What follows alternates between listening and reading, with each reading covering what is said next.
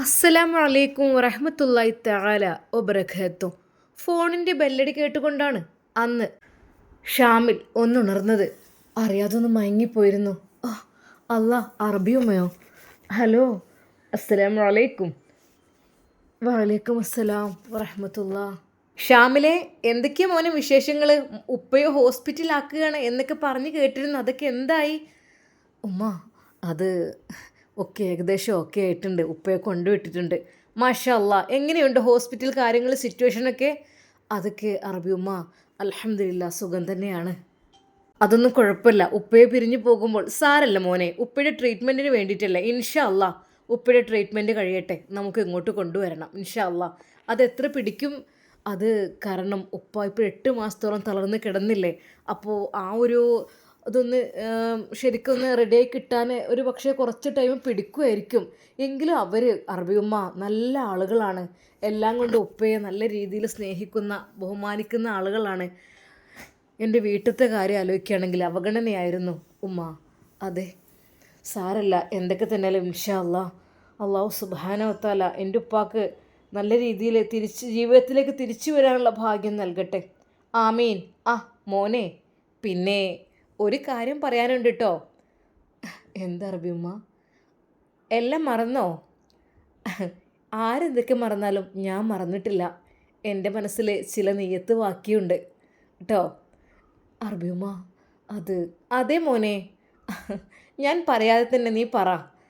ശരിക്കും ഷ്യാമിൽ ഒരു നിമിഷം എന്ത് പറയണമെന്നറിയാതെ അവൻ്റെ മനസ്സിൻ്റെ ഉള്ളിൽ ഇല്ലായിട്ടല്ല. പക്ഷേ എങ്കിലും നീ പറ മോനെ, എന്താ നിൻ്റെ മനസ്സിൽ എന്തെങ്കിലും പ്ലാനിങ് കാര്യങ്ങളുണ്ടോ? അതോ എല്ലാം മറന്നുപോയോ നീയേ? മറന്നു അല്ലേ? അത് അറബിയുമ്മ, മറന്നതല്ല. ഓരോ പ്രാരാബ്ദങ്ങൾക്കിടയിൽ ഞാനതങ്ങ് മാറ്റിവെച്ചു എന്ന് തന്നെ പറയാം. മാറ്റിവെക്കേ? ആഹാ, കൊച്ചുകള്ള, നിനക്ക് വേണ്ടി കാത്തിരിക്കുന്ന ഒരു പെൺകുട്ടിയുണ്ട് ഇവിടെ. അത് നീ മറന്നോ? അറബിയുമ്മ, ബുഷി, അവൾ എൻ്റെ മനസ്സിലുണ്ട്. അതെ, എൻ്റെ മനസ്സിൽ ആഗ്രഹമുണ്ട്. ഞാൻ ഒരു പെണ്ണിനെ വിവാഹം കഴിക്കുകയാണെങ്കിൽ അവളെ വിവാഹം കഴിക്കണമെന്ന്. പക്ഷെ അവളുടെ മനസ്സിനുള്ളിലെ സമ്മതങ്ങളും കാര്യങ്ങളും അതൊക്കെ ഒന്ന് അറിയണ്ടേ. അതൊക്കെ ഇൻഷാ അല്ലാ അറിഞ്ഞിട്ടൊക്കെ ബാക്കി കാര്യം ഞാൻ. മോനെ, ഒന്നുകൊണ്ട് വിഷമിക്കണ്ട. അറബിയമ്മ ഇവിടെയുണ്ട്.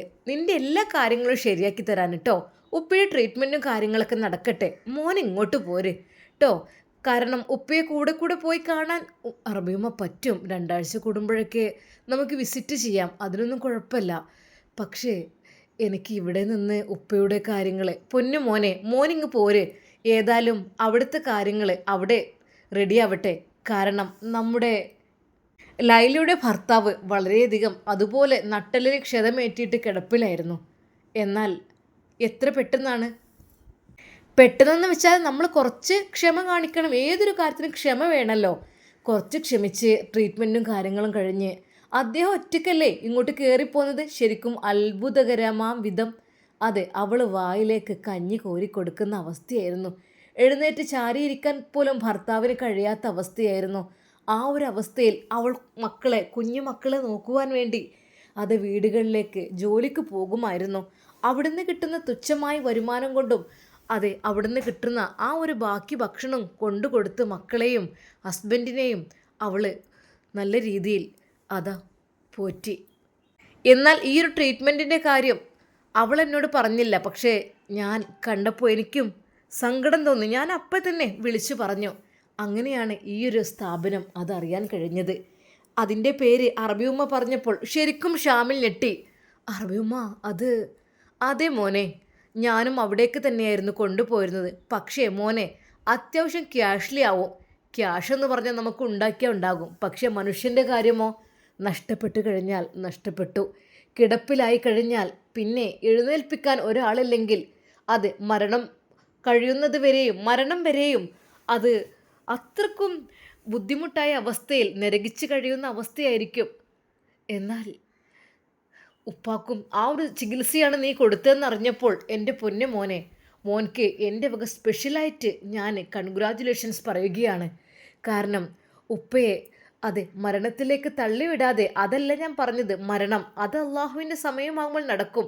പക്ഷേ അതിന് മുമ്പേ ഉള്ള ആ ഒരു ആരോഗ്യകാലം നഷ്ടപ്പെട്ട് കഴിഞ്ഞാൽ പിന്നീട് പൊന്നു മോനെ ആർക്കും ഇഷ്ടമുണ്ടാവില്ല. വീട്ടുകാർക്ക് ആർക്കും എല്ലാവരും വെറുത്തു പോകും. അത് അറബി ഉമ്മ, അതുകൊണ്ടൊക്കെ തന്നെ എൻ്റെ കൂട്ടുകാരൻ മുത്തുവാണ്, മുസ്തഫ എന്നു പേരുള്ള മുത്തു എന്ന് വിളിക്കുന്നവനാണ് എനിക്കിതെല്ലാം പറഞ്ഞു തന്നത്. ആഹാ, മുത്തുവോ? മുസ്തഫ എന്ത് ചെയ്യുന്നു? അറബിയുമ്മ, അവരെ കാര്യത്തിലും കുറച്ച് ടെൻഷൻ തന്നെയാണ്. അവന് ആരുമില്ലായിരുന്നു. ഉമ്മ മരണപ്പെട്ടു പോയി. ഉമ്മ മരണപ്പെട്ടു പോയപ്പോൾ വളരെയധികം ഷോക്കിലാണ്. അതിനുശേഷം ജോലിക്കൊന്നും പോകാതെ ഒരു മൂകത, ആകപ്പാടെ ഒരു ടെൻഷന്. ഞാൻ ഇടയ്ക്കിടെ കാണും, എന്നോടൊന്ന് സംസാരിക്കും, എന്നല്ലാതെ പുറം ലോകമായിട്ടൊന്നും അവനൊരു ബന്ധമല്ല. അറബിയുമ്മ, പ്രത്യേകിച്ചൊരു കാര്യം. അപ്പോൾ അവന് ഭാര്യ? ഭാര്യ, അതെ, വിവാഹം കഴിക്കേണ്ട പ്രായത്ത് അവൻ ആഗ്രഹിച്ചതായിരുന്നു. പക്ഷേ എന്തു ചെയ്യും, സമ്മതിച്ചില്ല വീട്ടുകാർ. ആ പെണ്ണിനും ഒത്തിരി ഇഷ്ടമായിരുന്നു മുത്തുക്കയെ, ഒത്തിരി രണ്ടുപേരും പരസ്പരം ഇഷ്ടപ്പെട്ടിരുന്നു. പക്ഷെ സമ്മതിച്ചില്ല. എന്നാൽ ആ പെണ്ണിനെ വേറെ മറ്റൊരു വിവാഹം കഴിച്ചെങ്കിലും അവൾക്ക് ഉപദ്രവമായിരുന്നു. അത്രക്കും ഒരു മയക്കുമരുന്ന് ഉപയോഗിക്കുന്ന ആളായിരുന്നു. അതെ, പല രീതിയിലുള്ള കുറ്റകൃത്യങ്ങൾ ചെയ്യുന്ന ആൾ. അതുകൊണ്ട് തന്നെ അവൾ അവിടെ നിന്ന് രക്ഷപ്പെട്ടു, നിരന്തരമുള്ള പീഡനം സഹിക്കാൻ കഴിയാതെ. ശരിക്കും അറബിയുമ്മക്ക് അങ്ങനത്തെ കഥയൊക്കെ കേൾക്കുമ്പോൾ വല്ലാത്ത ടെൻഷനാണ്. മോനെ ഷാമിൽ, മുത്തുവിൻ്റെ കാര്യം എന്താ എന്നോട് പറയാതിരുന്നത്? മുത്തുവിനെ നമുക്ക് ഇങ്ങോട്ട് കൊണ്ടുവന്നൂടെ? ഇൻഷാ അല്ലാ. അറബിയുമ്മ, ഇൻഷാ അല്ലാ ഞങ്ങൾ രണ്ടുപേരും ഒരുമിച്ച് വരാം. അല്ല, അപ്പോൾ അവൻ്റെ പെണ്ണോ? അത് സമ്മതിക്കില്ല ഒരിക്കൽ പോലും അവനുമായി യോജിക്കാൻ. എന്നാൽ അറബിയുമ്മ, അവൻ വിവാഹത്തിന് പിന്നീട് തയ്യാറായില്ല. അവൻ്റെ മനസ്സിൽ ഇപ്പോഴും അവൾ മാത്രമാണ്. എന്നാൽ അവൻ്റെ ഉമ്മയുടെ ആഗ്രഹവും അതുതന്നെയായിരുന്നു.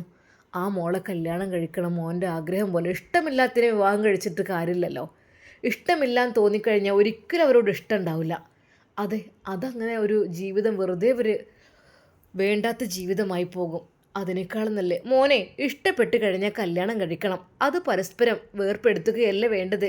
അതൊരു പക്ഷേ അള്ളാഹു സുബ്ഹാനഹു വ തആല അങ്ങനെയായിരിക്കും കരുതിയിട്ടുണ്ടാവുക. നാം ജനിക്കുന്നതിന് മുമ്പ് തന്നെ അള്ളാഹു നമ്മളുടെ ഇണയെ പടച്ചു കഴിഞ്ഞതാണ്.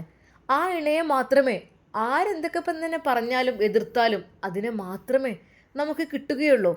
അതങ്ങനെയായിരിക്കും. എന്തായാലും അള്ളാഹു ഹൈറിലാക്കട്ടെ. ഇൻഷാ അള്ളാഹ്. ഷാമിൽ, മുത്തുവിനെയും കൂട്ടി ഇങ്ങ് കയറിപ്പോര്. പിന്നെ നിൻ്റെ അറബിച്ചി എന്നെ വിളിച്ചിരുന്നു കേട്ടോ. പാവമാണ് ഉമ്മുൽ ഖൈർ. അവർ ജീവിതത്തിൽ ഒരുപാട് ബുദ്ധിമുട്ടുകൾ സഹിച്ചതാണ്. ഭർത്താവിൻ്റെ ഉപദ്രവം കൊണ്ടും ഭർത്താവിൻ്റെ സ്വഭാവം കൊണ്ടൊക്കെ പാവമാണ്. എന്തൊക്കെ തന്നെയായാലും ഷാമിൽ പെട്ടെന്ന് ചെല്ലണം. ഉമ്മുൽ ഖൈർ നിനക്ക് വേണ്ടി കാത്തിരിക്കുന്നു. അതായത് എന്നോട് പറഞ്ഞു, മോനെ പോലെ ഞാൻ കരുതിയതാണ് എൻ്റെ കുട്ടിയെ.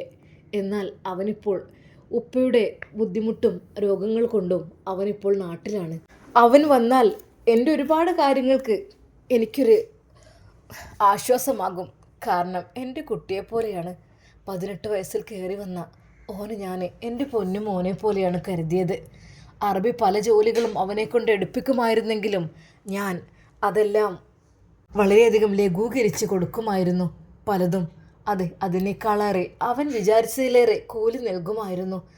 എന്നാൽ അവന് പോയതിനു ശേഷം എനിക്ക് വല്ലാത്ത വിഷമമാണ്. എനിക്ക് മക്കളില്ല. മോനെ ഷാമിലേ, അതെ ഉമ്മുൽ ഖൈർ അങ്ങനെയൊക്കെ വിളിച്ചെന്നോട് ഒരുപാട് സങ്കടം പറഞ്ഞപ്പോൾ മോനെ വിളിക്കുകയാണ്. മോൻ തിരിച്ചു വാ കേട്ടോ. ഉപ്പയുടെ ട്രീറ്റ്മെൻറ്റും കാര്യങ്ങൾക്കുള്ളതെല്ലാം ഞങ്ങൾ തരും.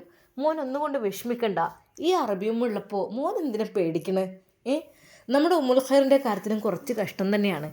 അവരുടെ ഭർത്താവിൻ്റെ സ്വഭാവം കാര്യങ്ങളൊക്കെ അറിയുന്നതല്ലേ. അതെ, കൊച്ചു പെൺകുട്ടികളെ പോലും കല്യാണം കഴിക്കാൻ വേണ്ടി നിൽക്കുക, അതൊക്കെയാണല്ലോ അവരുടെ സ്വഭാവങ്ങളൊക്കെ. എന്തായാലും ഒരു പെണ്ണിനെ ഒരിക്കലും സഹിക്കാൻ കഴിയാത്തതാണ് തൻ്റെ ഭർത്താവ് മറ്റൊരു പെണ്ണിനെ. പക്ഷേ ഈ അറബ് നാട്ടിൽ ഇത് ഇഷ്ടം പോലെയാണ് കേട്ടോ. ഈ അറബ് നാട്ടിലെന്ന് വെച്ചാൽ ഇപ്പോഴത്തെ ഒരു സിറ്റുവേഷന്, അത് കുറച്ച് മുമ്പൊന്നും അങ്ങനെയാണോ എനിക്കറിയില്ല, പക്ഷേ ഈ ഒരു സിറ്റുവേഷനിൽ പല ഭാര്യമാർക്കും ഒരു ശരിക്ക് ഭർത്താവിന് വേറൊരു ഭാര്യയുണ്ട് എന്നതിലൊരു കുഴപ്പവുമില്ല. കാരണം അവരുടെ മുമ്പിൽ വെച്ചിട്ട് അല്ലെങ്കിൽ 2-3 ഭാര്യമാർ അങ്ങനെ ഉണ്ടാകും, ഒരു ഫ്രണ്ട് ഉണ്ടാകും, അങ്ങനെയൊക്കെ പല രീതിയിൽ ജീവിക്കുന്നവരുണ്ട്. പക്ഷേ അത് എന്തൊക്കെ തന്നെയും ആ പെണ്ണിന് അത് സഹിക്കാൻ കഴിയുന്നതിൽ അപ്പുറമായിരിക്കും. ഒരു പെണ്ണല്ലേ, പിന്നെ അങ്ങോട്ട് സഹിച്ച് മുന്നോട്ട് പോവുക, അങ്ങനെയായിരിക്കും. ആ ഒരു ലെവൽക്കാണ്. പക്ഷേ എന്ത് ചെയ്യാൻ, ഉമ്മുൽ ഖൈർ അവർ പാവാണ്, മക്കളുമില്ല, അവരുടെ ജീവിതം എന്ന് വെച്ചാൽ അങ്ങനെ ഒരു അറബികളുണ്ട്. എന്തായാലും മോൻ്റെ ഒരു സാന്നിധ്യം ആ ഉമ്മാക്ക് വളരെയധികം ഒരു ആശ്വാസമായിരുന്നു. അതുകൊണ്ട് ഷാമിൽ, നീ മുസ്തഫയെയും കൂട്ടി ഗൾഫിലേക്ക് വാ കേട്ടോ. മുസ്തഫക്ക് പറ്റിയ ജോലിയും കാര്യങ്ങളൊക്കെ നമുക്ക് നോക്കാമല്ലോ കേട്ടോ, ഇൻഷാ അല്ലാ. എന്നാൽ അറബിയമ്മയുടെ ആ ഒരു വാക്ക് കേട്ടപ്പോൾ ഷാമിലിന് അല്പം ആശ്വാസം തോന്നി. അതെ, ഇൻഷാ അല്ലാ പോകണം ഇനി. എന്നാലും ഷാമിലിൻ്റെ മനസ്സിൽ അതായിരുന്നു, എളാമ ടൂറ് പോയി എത്തിയോ ഏതോ, മക്കളുടെ കാര്യത്തിലൊരു സമാധാനമില്ലല്ലോ എന്നാലോചിച്ചിട്ട്. എന്നാൽ ഈ സമയം റസിയയുടെ നമ്പറിലേക്ക് അതാ ഷാമിൽ വിളിക്കുന്നു. ഹലോ ഇത്ത, എളാമ വന്നോ? മക്കളുടെ കാര്യം എത്തിയിട്ടില്ല. എളാമ 2-3 ദിവസത്തെ ടൂറിനാണ് പോയതെന്ന് തോന്നുന്നു. എന്താ ചെയ്യുക, ഉമ്മയ്ക്ക് ഒരുപാട് പറഞ്ഞതാണ്. പക്ഷെ സാരല്ല, എളാമ അങ്ങനെയൊക്കെ തന്നെയല്ലേ, എന്താ ചെയ്യുക. മക്കളുടെ കാര്യത്തിൽ ഒട്ടും വിഷമിക്കണ്ട. അതെ, ഞാൻ അവൾ പൊന്നു പോലെ നോക്കുന്നുണ്ട് കേട്ടോ, മക്കളുടെ കാര്യത്തിൽ ഒന്നും വിഷമിക്കണ്ട. റസിയയുടെ ആ ഒരു മറുപടി കേട്ടപ്പോൾ ആശ്വാസം തോന്നി എളാമ. എന്നാൽ അതാ ഷൗക്കത്തിൻ്റെ വീട്ടിൽ അവനിതുവരെ എത്തിയിട്ടില്ല. അതെ, നാത്തൂൻ്റെ ഭർത്താവ് അവനില്ലെന്ന് മനസ്സിലാക്കിയപ്പോൾ അകത്തേക്ക് കയറിയിരിക്കുന്നു. ശരിക്കും ഷബ്ന ഞെട്ടിപ്പോയി. തൻ്റെ പിന്നിൽ വന്നു നിൽക്കുന്ന ആളെ ഷബ്ന എന്ന് വിളിച്ചപ്പോൾ അവൾ തിരിഞ്ഞു നോക്കി. റബ്ബേ, അള്ളാഹുവിന് നിരക്കാത്ത ഒരു കാര്യം പോലും ഞാൻ ഇതുവരെ ചെയ്തിട്ടില്ല. സൈനുക്ക, നിങ്ങളെന്താ ഇങ്ങോട്ട് അകത്ത് കയറിയത്? എൻ്റെ ഭർത്താവില്ലാത്ത സ്ഥിതിക്ക് നിങ്ങൾ അകത്തേക്ക് കയറുന്നത് ശരിയാണോ? ഷബ്ന മോളെ, നീ ഒച്ച വെക്കല്ലേ, നീ മിണ്ടാതെ നിൽക്ക്. നിന്നോടുള്ള ഇഷ്ടം കൊണ്ടാണ്. അരുത്, എന്നെ തൊട്ടു പോവരുത്, പുറത്ത് കിടക്കി. എൻ്റെ ഇവിടുത്തെ പെങ്ങളുടെ ഭർത്താവാണെന്നുള്ള പരിഗണന നിങ്ങൾക്ക് തന്നു എൻ്റെ ഇക്ക. അതിന് പകരമായിട്ട് ഇപ്പം നിങ്ങളെന്ത്? ഞാൻ പെങ്ങളോട് പറയും ഈ കാര്യം, ഉറപ്പായിട്ടും പറയടി. നിങ്ങളെ പെങ്ങളെ ഇത്ര നല്ലവളൊന്നല്ല. പിന്നെ അവളെ കണ്ടാലും മതി, പെങ്ങളെന്ന് പറഞ്ഞ് കെട്ടിച്ചു നിന്നിട്ടുണ്ടല്ലോ ഒരു രൂപത്തെ. അതെ, സേനക്ക് പുറത്ത് കിടക്കണം. മോളെ ദയവായി നീ എന്താ ഇങ്ങനെ? ഞാൻ ഒരു ഗ്ലാസ് ചായയല്ല നിന്നോട് ചോദിച്ചുള്ളൂ, അതിനിപ്പോൾ ഇത്രമാത്രം ചൂടാവാനെന്താ? സേനുക്ക, പുറത്തേക്ക് നടക്കി, ആളുകൾ കണ്ടാൽ മറ്റു പലതും തെറ്റിദ്ധരിക്കും. നിങ്ങളൊന്നും മിണ്ടാതിരിക്കി, നിങ്ങളവിടെ പോയിക്കാണി. എന്താ മോളെ, നിന്നോടുള്ള ഒരു ഇഷ്ടം കൊണ്ടല്ലേ ഞാൻ. സേനുക്ക, എൻ്റെ ഭർത്താവിൻ്റെ അസാന്നിധ്യത്തിൽ ശരീരം സൂക്ഷിക്കൽ അതെൻ്റെ ചുമതലയാണ്. എന്നോട് അള്ളാഹു അതാണ് കൽപ്പിച്ചത്, അല്ലാതെ നിങ്ങളൊരിക്കലും. എന്താ മോളെ നീ ഇങ്ങനെയൊക്കെ പറയുന്നത്? ദീനിൻ്റെ കാര്യമൊക്കെ ഇവിടെ പറയണോ? ദീനിൻ്റെ കാര്യം, ഞാൻ ദീനനുസരിച്ച് ജീവിക്കുന്നവളാണ്, അല്ലാതെ നിങ്ങളുടെ ആ ചിരിയിൽ വന്ന് മയങ്ങുന്നവളെല്ലാം പുറത്ത് കടിക്കുങ്ങൾ. എന്നാൽ ഷബിനയെ അതാ അവൻ ഇരു കൈകൾ കൊണ്ട് പിടിക്കുവാൻ വേണ്ടി ശ്രമിക്കുന്നു. അരുത്, എന്നെ തൊട്ടു പോരുത്, ഞാൻ ഈ കത്തിയുമായി നിങ്ങൾ കൊല്ലും. ആഹാ, നീ അത്രക്കായോടി? അവളുടെ ആ മൃദുരമായ കൈകൾ അവൻ കൂട്ടിപ്പിടിച്ചു. 6 മാസം ഗർഭിണിയാണ് എന്നുള്ളൊരു പരിഗണന പോലും കൊടുക്കാതെ അവൻ അവളെ അതാ ചേർത്ത് പിടിക്കുവാൻ വേണ്ടി ശ്രമിക്കുന്നു. സർവശക്തിയാൽ അവൾ അയാളെ അങ്ങ് തള്ളി. എടീ, നിനക്കെന്നെ പറ്റൂരല്ലേ? നിന്നെ ആഗ്രഹിച്ച് മോഹിച്ച് ഞാനിവിടെ എത്തിയപ്പോൾ നീ എന്നെ തള്ളി മാറ്റുക. അവൾ അടുക്കളയിലുണ്ടായിരുന്ന ആ ഒരു കറിക്കത്തി എടുത്ത് അവന് നേരെ നീട്ടിയിട്ട് പറഞ്ഞു, എൻ്റെ അടുത്തേക്ക് വന്നാൽ ഇതുമായി ഞാൻ കുത്തും. ആളുകളുടെ ഇടയിലെല്ലാം ഞാനിത് വിളിച്ച് പറയും. ഓഹോ, നീ അത്രയ്ക്ക് പുണ്യാളത്തിയാവൊന്നും ആവണ്ട കേട്ടോ എന്ന് പറഞ്ഞുകൊണ്ട് അതാ അവൻ അവളെ ചേർത്ത് പിടിക്കുവാൻ വേണ്ടി ശ്രമിച്ചു. ആ കത്തി ദൂരേക്ക് വലിച്ചെറിഞ്ഞു. മക്കൾ അത് കണ്ട് കരയുന്നു. ഉമ്മച്ചിനൊന്നും ചെയ്യല്ലേ, ഉമ്മച്ചിനൊന്നും ചെയ്യല്ലേ എന്ന് പറഞ്ഞ്. എടീ, പിന്നെണ്ടല്ലോ, ഞാൻ ഇവിടെ വന്ന് നിനക്ക് ഇഷ്ടപ്പെട്ടില്ലല്ലേ? ഒരിക്കലും അതിനുള്ള മറുപടി ഞാൻ തരാം. എന്നെ തൊട്ട് പോരുന്നുണ്ട്. നിങ്ങൾ എന്തിനു തൊടാൻ വന്നത്? പോ ദൂരേക്ക്. ഇനി അങ്ങനെ ഈ വീട്ടിലേക്ക് കയറിയിട്ടുണ്ടെങ്കിൽ ഞാൻ കാണിച്ചു തരാം. ഞാൻ പറയട്ടെ എൻ്റെ ഹസ്ബൻഡിനോടെല്ലാം, ഞാൻ ഇപ്പോൾ തന്നെ പറയും. ഓഹോ, നിൻ്റെ ഹസ്ബൻഡ് ടൂറ് പോയതല്ലേ, നീ അങ്ങ് പറയേ. എന്നാലേ അതിനു മുമ്പ് ഞാൻ ചിലത് എനിക്ക് പറയാനുണ്ട്, മനസ്സിലാക്കിക്കോ. അവൾ പൊട്ടിക്കരഞ്ഞു അവിടെ ഇരുന്നു. അല്ലാ, എൻ്റെ ഒരു വിധി, ഈ എന്ത് പണിയൊക്കെ കാണിച്ചത്? 2-3 ദിവസമായി റബ്ബേ ഇക്ക പോയിട്ട്. എൻ്റെ വിവരമൊന്നും അന്വേഷിക്കുന്നില്ലല്ലോ, എൻ്റെയും മക്കളുടെ ഒന്നും. പഠിച്ചോനെ, എന്തിനാ റബ്ബേ എന്നെ ഇങ്ങനെ കഷ്ടപ്പെടുത്തുന്നത്? അല്ലാ, ഒരിക്കൽ പോലും ഒരാളുടെ മുമ്പിൽ ഞാൻ ഒരു തെറ്റും ഞാൻ ചെയ്യില്ലല്ല. നീ എല്ലാം കാണുന്നുണ്ടല്ലോ.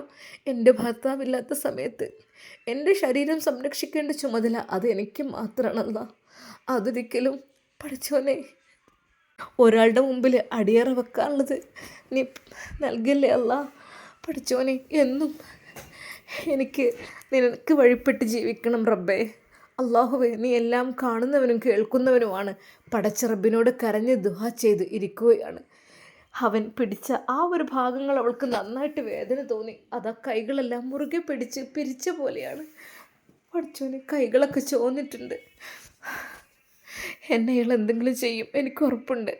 അവൾ ആ സമയം തന്നെ അതാ ഫോൺ വിളിക്കുന്നു. ഇക്ക. ആ ഒരു ശബ്ദം കേട്ടതോ അവൻ പെട്ടെന്ന് ഫോൺ കട്ട് ചെയ്തു.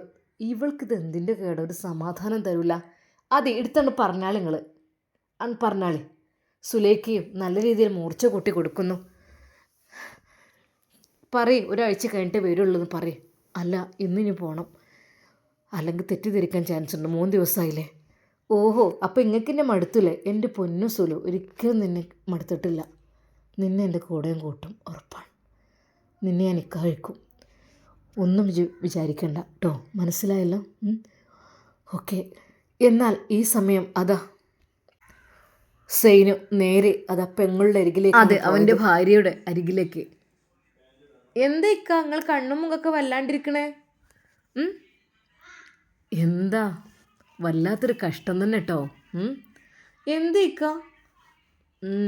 എൻ്റെ ആങ്ങളുടെ പെണ്ണുങ്ങളുണ്ടല്ലോ, ഷെബിന, വല്ലാത്ത സാധനം തന്നെയാണ്. ഓൻ ഇവിടെ അല്ലേ? ഇക്ക ടൂറ് പോയതാണ്, 2-3 ദിവസമായി. ഇന്നൊക്കെ വരുമായിരിക്കും. പിന്നെ ആങ്ങളോടൊന്ന് പറഞ്ഞു കൊടുത്തോണ്ടി പെണ്ണുങ്ങളെ സ്വഭാവം നന്നാക്കാൻ. എന്തേക്കാ, ഓള് കുഴപ്പക്കാരി ഒന്നല്ലല്ലോ. ഓള് പഠിച്ചോനൊക്കെ പേടിച്ച് ജീവിക്കണ കൂട്ടത്തിലാണല്ലോ. എന്തേക്കാ? എല്ലാവരോടും നല്ല സ്വഭാവവും കാര്യങ്ങളും ഒക്കെ അങ്ങനെ തന്നെ. ഞങ്ങൾ ചെന്നാലൊക്കെ നല്ല സ്വഭാവമാണ്. ആഹാ, അങ്ങനെയല്ലേ? എന്നാലേ കരുതിക്കോ, ഓള് എന്താ സാധനം. ഭർത്താവില്ലാത്ത സമയത്താണ് എന്നെ വിളിച്ചത്. ഇക്ക എന്തിന്? എന്തിനായിരിക്കും വിളിക്കുക? ഒന്ന് പറഞ്ഞ് മനസ്സിലായി കൊടുത്തേക്ക് ആങ്ങളിനോട്, ഒന്ന് ശ്രദ്ധിക്കാൻ, അങ്ങനെ ഇട്ടിട്ടൊന്നും പോവരുത് എന്ന് കേട്ടോ. എൻ്റെ റബ്ബേ, എന്തൊക്കെ ഞാനീ കേൾക്കണത്? അതെ, ഞാൻ ഇവിടെ നിൽക്കണില്ല, ഞാൻ പോവാണ്. ഇത്രയും മോശപ്പെട്ടൊരു കുടുംബത്തേക്ക് ഞാൻ കയറി വന്നതിന് എനിക്ക് ഇപ്പോൾ വല്ലാത്തൊരു. ഇക്ക എന്തിനിപ്പോൾ പോയത്? ഞാൻ പോയതാണോ? ഓളിനെ വിളിച്ചതാണ്. ഞാനെന്തോ അത്യാവശ്യത്തെ കാര്യത്തിനൊന്ന് വിചാരിച്ച് പോയപ്പോഴേക്കും എന്നെ വിളിച്ചു. പഠിച്ചോനെ, അവൾ പൊട്ടിക്കരഞ്ഞു. എന്താടി, എന്തീ കരയണത്? ഉമ്മ, ഷെബിനക്കാനെ വിളിച്ചത്രേ. എന്തിന്? എന്തെങ്കിലും കേടുവന്ന് നന്നാക്കാൻ എന്തെങ്കിലും ആണോ? എന്ത് അത്യാവശ്യത്തിന് വിളിച്ചതാണോ? അറിയില്ല, വിളിച്ചു എന്ന് പറഞ്ഞു.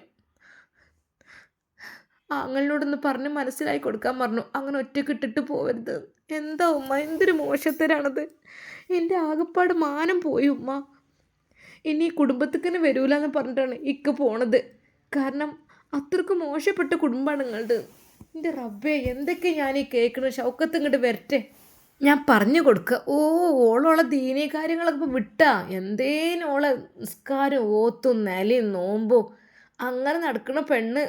അതന്നെ ഉമ്മ പറഞ്ഞത്, മിണ്ടാപ്പൂച്ച കലമെടുക്കുന്നു. അല്ലെങ്കിലും നമ്മൾ കൂടുതലായിട്ട് ഈ ഭാഗത്ത് ചെയ്യണമല്ലെന്നും അങ്ങനെ വിശ്വസിക്കാൻ പറ്റൂല. എന്നാലും ഓള് ഈ ഒരു സമയത്ത്, ഗർഭിണിയായ സമയത്തോ, എൻ്റെ റബ്ബേ, എന്ത് മോശമായിപ്പോയി ഇത്. വല്ലാത്തൊരു പുതുമ. ഓനെ എങ്ങനെ ഇറങ്ങിപ്പോയത്? ഒന്ന് വിളിച്ചു നോക്കടി ഉമ്മ. നിങ്ങൾ വിളിച്ചു നോക്കി, ഞാൻ വിളിക്കണില്ല. അപ്പോൾ തന്നെ മരുമകനെ അത് അമ്മായിമ്മ വിളിക്കുന്നു. ഹലോ മോനെ സൈനോ, എന്തുണ്ടായത്? എൻ്റെ പൊന്നാരുമ്മ, പറ്റ മോശം കേട്ടോ. എന്തിനാണ് ആ ഇത്താത്ത്? ഞാൻ വിചാരിച്ചു എന്തേ ആവശ്യത്തിന് വിളിച്ചതാണെന്ന് വിചാരിച്ചു. പക്ഷേ അവരുടെ ഉദ്ദേശമൊക്കെ വളരെ മോശമാണ് കേട്ടോ. ഞാൻ എൻ്റെ ഭാര്യ എന്നുള്ള ലക്ഷ്യത്തിൽ മാത്രം ജീവിക്കുന്നതാണ്. അതിൻ്റെ ഇടയിൽ അതും ആങ്ങളൻ്റെ ഭാര്യ എന്നൊക്കെ പറയുമ്പോഴേ നമ്മൾ നല്ല നെയ്യത്തോടു കൂടി ചെന്നാണ് എന്തെങ്കിലും ഹെൽപ്പ് എന്ന് കരുതിയിട്ട്. പക്ഷേ ഓലെ വാക്കുകളൊക്കെ കേട്ടപ്പോഴേ ഞാനകെ തരിച്ചു പോയിട്ടോ. ഏതായാലും മോനോടൊന്ന് പറഞ്ഞ് മനസ്സിലാക്കിയേക്ക് അങ്ങനെ ഒറ്റക്കൊന്നും വിട്ടിട്ട് പോകരുത് എന്നുള്ളത്. ഞാനല്ലെങ്കിലും വേറെ ആരൊക്കെ അവിടെ കയറിയിറങ്ങണ ആർക്കറിയാം. എന്തായാലും ഒന്ന് പറഞ്ഞേക്ക് നിങ്ങളെ കുടുംബത്തിന് ചീത്തപ്പേര് കേൾപ്പിക്കാൻ വേണ്ടിയിട്ട്. മോനെ, മോൻ ക്ഷമിക്ക്, മോൻ തെറ്റിയൊന്നും പോലെ എനിക്കിപ്പോൾ എന്താ ഇതാക്കേണ്ട ആവശ്യം. ഞാൻ ആകെപ്പാടെ ചടച്ചു പോയി. ജീവിതത്തിൽ അങ്ങനത്തെ ഒരു അനുഭവം എനിക്ക് ഉണ്ടായിട്ടില്ല. ഏതായാലും വലിയ ദീനീ സ്നേഹമൊക്കെ ആയിരുന്നല്ലേ, എവിടെ പോയി ഇപ്പോൾ ദീനും കാര്യങ്ങളൊക്കെ. ഷൗക്കത്തിന് അങ്ങനെ തന്നെ വേണം. 2-3 ദിവസമൊക്കെ പെണ്ണുങ്ങൾ വിട്ട് ടൂർ പോകുമ്പോഴേ ഒന്ന് ഓർക്കണം, പെണ്ണുങ്ങൾക്കും കൂടി ഒരു ചാൻസാണ് ഓൻ കൊടുക്കണമെന്നുള്ളത്. അത് പറഞ്ഞുകൊണ്ട് അതാ സെയിന് ഫോൺ കട്ട് ചെയ്തു. എൻ്റെ റബ്ബേ, ഈ ചെക്കൻ എന്നാ ഒന്നിങ്ങോട്ട് വരിക. അപ്പോൾ തന്നെ അതാ വിളിക്കുന്നു നേരെ ഷൗക്കത്തിനെ. എന്നാൽ സുലേഖയാണ് ഫോൺ നമ്പർ കാണുന്നത്. അത് ഉമ്മ വിളിക്കുന്നു. എല്ലാവർക്കും തുടങ്ങി സഞ്ചാരം. ഞാനിവിടെ ഇങ്ങനെ ഒരു സുഖമായിട്ടൊന്ന് അടിച്ചു വിളിക്കാൻ നിൽക്കുമ്പോൾ തലങ്ങും വിലങ്ങും ഫോണാ. എടുക്കണ്ട. അവൻ ഫോൺ എടുത്തില്ല. വീണ്ടും അതാ ഫോൺ ബെല്ലടിക്കുന്നു. ഹലോ, എന്താണ്? ഞാൻ നാളെ വരുന്നുണ്ട്, എന്നാൽ നാളെ അങ്ങോട്ട് എത്തും, ഇന്ന് ഇവിടുന്ന് പോരും. എൻ്റെ പൊന്നാര ഷൗക്കത്തെ, ഈ പെണ്ണുങ്ങളങ്ങനെ ഇട്ടെറിഞ്ഞ് പോവരുത് കേട്ടോ. അനക്കനാണ് അതിൻ്റെ കേടുണ്ടാകുക, അത് ചോർത്തോ, മറക്കണ്ട എന്ന് പറഞ്ഞുകൊണ്ട് ഉമ്മ ഫോൺ കട്ട് ചെയ്തു. എന്താ ഉമ്മ എന്നുള്ള വാക്കിന് ഒരു മറുപടിയും കിട്ടാതായപ്പോൾ സുലൈഖ, എന്താ ഇങ്ങനെ ടെൻഷനായിരിക്കുന്നത്? എന്തു പറ്റി? അത് അവൻ മുഖമായി നിൽക്കുന്നേ കണ്ട് സുലൈഖ അവൻ്റെ മുഖത്തേക്ക് തലോടിക്കൊണ്ട് ചോദിച്ചു, എന്ത് പറ്റി എൻ്റെ മുത്തുമണിക്ക്? എൻ്റെ മുഖം വാടിയല്ലോ. അറിയില്ല, എന്താവും സംഭവിച്ചത്. എന്തെങ്കിലും സംഭവിക്കുക? എന്ത് സംഭവിക്കാൻ? അല്ല, എൻ്റെ ഷെബിനയും മക്കളും. എപ്പോഴും ഷെബിന മക്കൾ എന്നുള്ള ചിന്തയാണ്. എന്നെ കല്യാണം കഴിച്ച് എന്നെ നിക്കാഹ് കഴിച്ച് കൂടെ കൂട്ടാന്നൊക്കെ പറഞ്ഞിട്ട് എപ്പോഴും ഷെബിന. അല്ല, എൻ്റെ മക്കളുള്ളതല്ലേ, എന്താ പറ്റിയാവോ? എന്തോ സംഭവിച്ചിട്ടുണ്ട് തോന്നുന്നു. മക്കളെ ഭാര്യനെ ഒറ്റക്കിട്ട് പോകുമ്പോൾ ശ്രദ്ധിച്ചുകൊണ്ടേ നിൽക്കണം ഉമ്മ പറഞ്ഞത്. എന്താ അറിയില്ല. ഉമ്മക്ക് അവൻ ഫോൺ വിളിച്ചു, പക്ഷെ ഉമ്മ എടുത്തില്ല. പെങ്ങൾക്ക് വിളിക്കാം. നേരെ പെങ്ങൾക്ക് വിളിച്ചു. ഹലോ, എന്താണ് ഉമ്മ പറഞ്ഞു? നേരത്തെ എന്തോ പറഞ്ഞ് കട്ടാക്കിയല്ലോ, മുഴുവൻ പറയാതെ. എന്താണ് പെണ്ണുങ്ങളിട്ട് പോകുമ്പോൾ ഓർത്തുകൊണ്ട് എന്നൊക്കെ പറഞ്ഞ എന്താ?